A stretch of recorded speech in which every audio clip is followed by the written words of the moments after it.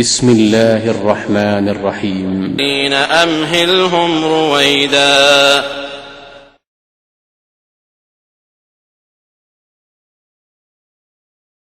அஸ்ஸலாமு அலைக்கும் வரஹ்மத்துல்லாஹி வபரகாத்துஹு. கண்ணியத்திற்குரிய எல்லாம் வல்ல அல்லாஹ் ஜல்ல ஷானஹு தஆலாவின் நல்லடியார்களே, அல்லாஹ்வுடைய ஆலயத்தை மீட்பதற்கான வீரியமிக்க போராட்டத்திலே பங்கெடுத்துவிட்டு அது குறித்த விழிப்புணர்வை அதிகப்படுத்திக் கொள்வதற்காகவும் நம்முடைய உறுதியான கண்டனத்தை மத்திய அரசாங்கத்திற்கும்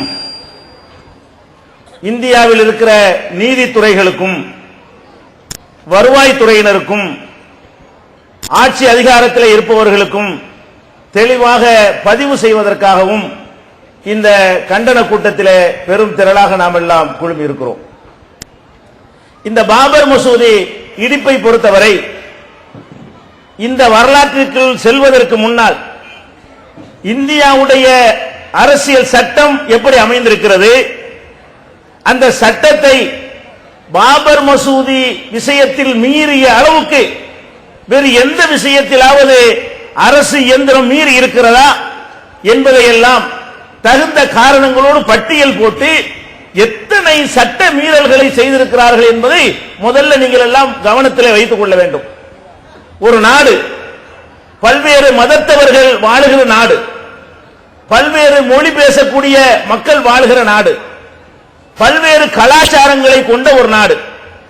இந்த நாட்டில் எல்லா மக்களுமே சகோதரத்துவத்துடன் வாழ வேண்டும் என்று சொன்னால் அதற்கு ஏற்றவாறு ஒரு அழகான சட்டம் இருக்க வேண்டும். இந்துக்கள் சொல்லுகிறபடி ஒரு ஆட்சி நடக்க வேண்டும் என்று விரும்பினால் மற்றவர்களுடைய எதிர்ப்பு அதனால் ஏற்படும்.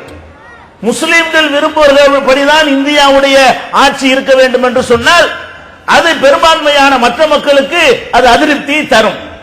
அப்ப பல மக்கள் வாழக்கூடிய ஒரு நாட்டில் எந்த மாதிரி சட்டம் இருந்தால் இது அமைதியா இருக்கும், இது சண்டை சச்சரவு இல்லாமல் இருக்கும், ஒரு அமைதி பூங்காவாக இந்த நாடு இருக்கும் என்று விடுதலை அடைந்த நேரத்திலே வாழ்ந்த இந்த நாட்டின் மீது பற்று வைத்திருந்த மக்கள் அழகான ஒரு அரசியல் சாசனத்தை உருவாக்கினார்கள். இவங்களுக்கு அரசியல் சாசனத்தை பற்றி எந்த மரியாதையும் கிடையாது. ஏன்? இந்த நாட்டினுடைய விடுதலைக்காக இவர்கள் பாடுபட்டவர்கள் கிடையாது. யாரு? இந்த பள்ளிவாசலை இடிச்ச கும்பல் இருக்குத, இவன் வெள்ளைக்காரனுக்கு சாமர விஷயம். வெள்ளையர்கள் இந்த நாட்டை ஆள்வதற்காக அவனுக்கு கைக்கூலிகளாக இருந்தவர்கள் யாரு? பாபர் மசூதி இடிப்பதற்கு கச்சை கட்டி போனார்களே இவர்கள் தான். நம்ம எல்லாம் வேலை வேணாம், படிப்பு வேணாம், வெள்ளைக்காரன் பாச வேண்டாம் என்று புறக்கணித்து விட்டு வந்த நேரத்தில் இவர்கள் படிப்பாளிகளாக இருந்த காரணத்தினால் அவர்களுக்கு ஆள்காற்ற வேலை செஞ்சது இந்த ஆட்களாம். இந்த ஆட்க யாரு? பள்ளிவாசலை இடிச்சான இவன் தான். அந்த வீட்டுல ஒருத்தர் இருக்கிறான், இந்த தெருவில் ஒருத்தர் இருக்கிறான். யாரு? தேச விடுதலைக்கு போராடுவான அவனை எல்லாம் காட்டி கொடுத்தாங்க யாரு? நம்ம அத்வானி வாஜ்பாய் வகைராக்கள் தான். அப்ப என்ன சொல்ல போனால் தப்பா ஒரு வாஜ்பாயை அரெஸ்ட் பண்ணி விட்டாங்க. நீ தேச விடுதலை பத்தி பேசினியாமுல இல்லன்னு எழுதி கொடுத்து வெளியே வந்துட்டான். அவ்வளவு பெரிய தேசபக்தர் யாரு? இன்றைக்கு ஆட்சி அதிகாரத்தை அனுபவித்துக் கொண்டிருந்தார்கள் இந்த சங் பரிவார கூட்டம். இவங்களெல்லாம் வெள்ளையர்களுக்கு ஆதரவாக இருந்தவர்களே தவிர வெள்ளையர்களை எதிர்த்து களத்திலே நின்று தியாகம் செய்து விடுதலை வாங்கி தந்தவர்கள் கிடையாது. அதனால இவங்களுக்கு இந்த தேசத்தை பத்தி அக்கறை இல்ல. யாருக்கு இருந்துச்சு? எவன் ரத்தம் சிந்தினானோ, எவன் சிறை கொட்டடிகள்ல அடைபட்டு கிடந்தானோ, எவன் அன்றைய வெள்ளையர்களுடைய போலீசாருடைய தடியடிகளுக்கும் சித்திரவதைகளுக்கும் ஆளானானோ, எவன் தன்னுடைய மனைவி மக்களை எல்லாம் இழந்தானோ, அப்படி ரத்தம் சிந்தி பெற்ற விடுதலையாக இருந்த காரணத்தினால் அன்றைக்கு இருந்த மக்கள் யோசிக்கிறாங்க, இது பல மக்கள் வாழக்கூடிய ஒரு நாடு. இந்த வெள்ளைக்காரன் எல்லாருடைய உழைப்பினால்தான் விடுதலை கிடைச்சது. இன்னும் சொல்ல போனால் முஸ்லிம்களுடைய பங்கு அதுல மற்றவர்களுடைய அதிகமாக இருந்தது என்பதை எல்லாம் கவனத்தில் கொண்டு நம்ம நாடு எப்படி இருக்க வேண்டும் என்று ஒரு சட்டத்தை உருவாக்குறாங்க. டாக்டர் அம்பேத்கர் அவர்களுடைய தலைமையில தேசபக்தர்கள் எல்லாம் கூடி, அன்றைக்கு இருந்த அறிவாளிகள் சட்ட மேதைகள் எல்லாம் கூடி இந்தியாவின் அரசியல் சாசன புத்தகத்தை வடிவமைக்கிறாங்க. அந்த புத்தகம் எதன் மீது நிறுவப்பட்டிருக்கிறது? இந்த நாடு மதச்சார்பு இல்லாத ஒரு நாடு, இந்த நாட்டில் உள்ள குடிமக்கள் அனைவரும் சமமானவர்கள் இந்த நாட்டில் அனைவருக்கும் சமமான நீதி உண்டு. இந்த நாட்டில் மதத்தை அடிப்படையாக வைத்து யாரும் பாரபட்சமாக நடத்தப்பட மாட்டார்கள். மொழியை அடிப்படையாக வைத்து யாரும் இந்த நாட்டில் பாரபட்சமாக நடத்தப்பட மாட்டார்கள். குலம், கோத்திரம், இனம் இந்த வகையிலே இந்த நாட்டு சட்டங்கள் வளையாது. எல்லாருக்கும் சமநீதி. இந்தியாவுடைய அரசியல் சாசனம் எப்படி உருவாக்கப்பட்டது? அதனால கட்டுக்கோப்பா இந்த நாடு இன்னைக்கு இருந்து கொண்டிருக்கிறது. இவங்க எவ்வளவு அநியாயம் பண்ணினாலும் சட்டம், அரசியல் சாசனம் அற்புதமான ஒரு அரசியல் சாசனம். அப்ப ஒரு மதத்தை பின்பற்றலாம், மேடை ஏறி பேசலாம், அயோக்கியர்களை கண்டிக்கலாம், முதலமைச்சராக இருந்தாலும் பிரதமராக இருந்தாலும் அவருடைய தப்புகளை இந்த மாதிரி மேடை போட்டு பேசுகிற அளவுக்கு இந்த நாட்டில் உரிமை இருக்கிறது.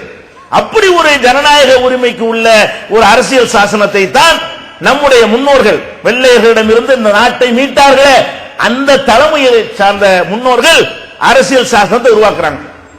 அந்த சாசனம் அதுதான் பிரதமருக்கு அதிகாரத்தை வழங்குகிறது. அந்த சாசனம் தான் ஜனாதிபதிக்கு மரியாதை வழங்குகிறது. அந்த சாசனம் தான் நீதிபதிகளுக்கு உரிய மரியாதையை பெற்றுத் தருகிறது. அந்த சாசனத்தினால்தான் போலீஸ் மனுஷன் தான். நம்ம எதுக்கு மதிக்கிறோம்? அரசியல் சாசனத்தில் இருக்கிறதுனால மதிக்கிறோம். முதலமைச்சர் மனுஷன் தான், எதுக்கு கட்டுப்படுறோம்? அரசியல் சாசனம் தான் அந்த அதிகாரத்தை கொடுக்கிறது. இந்த நாட்டில் நம்ம சில பேருக்கு கட்டுப்பட்டு நடக்கிறோம் என்றால் கலெக்டர் கட்டுப்படுறோம், மந்திரி கட்டுப்படுறோம், சட்டங்களுக்கு கட்டுப்படுறோம், நீதிமன்றங்கள் கட்டுப்படுறோம். எதனால இதெல்லாம் செய்யறோம்? வரி கேட்டா வரி கொடுக்கிறோம். இதெல்லாம் கொடுக்கணும்னு சொன்னது எது? நீனு நானு எல்லாரும் சேர்ந்து அந்த புஸ்தகத்தை ஒப்புக்கொண்டிருக்கிறோம். முஸ்லிம்கள் குர்ஆனை ஒப்புக்கொண்டிருக்காங்க வேதமா. இந்துக்களுக்கு ஏதோ வேதங்கள் இருக்கலாம். நம்ம எல்லா மதத்தவர்களும் சேர்ந்து இந்த நாடு எப்படி நடக்கணும் என்பதற்கு அடிப்படையாக கொண்டது இந்தியாவுடைய அரசியல் சாசன புத்தகம்.